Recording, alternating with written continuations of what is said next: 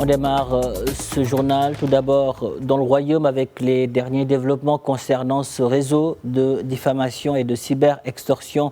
dont le chef de file en fuite s'active depuis le Canada. Lors d'une conférence de presse aujourd'hui, le substitut du procureur du roi près le tribunal correctionnel de première instance d'Ainsba à Casablanca est revenu sur le mode opératoire de ce réseau dont 5 de ses membres ont été déférés samedi dernier suite à une plainte déposée par une femme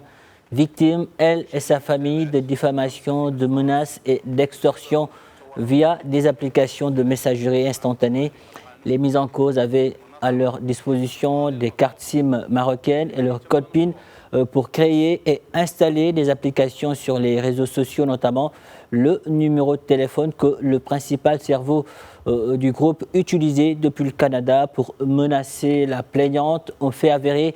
par les expertises techniques réalisées sur les téléphones saisis. Par conséquent, il a été décidé de poursuivre l'un des suspects pour délit d'outrage à un corps organisé de diffusion et de publication d'allégations et de faits mensongers pour atteinte à la vie privée d'autrui et diffamation, ainsi que pour participation. La plainte contre les autres suspects a été classée sans suite, a relevé le substitut, ajoutant que l'enquête est toujours en cours en vue de l'interpellation des autres individus impliqués dans les actes criminels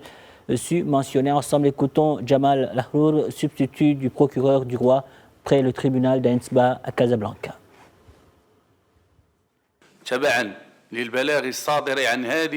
La brigade nationale de la police judiciaire à Casablanca avait déféré en date du 1er mars devant ce parquet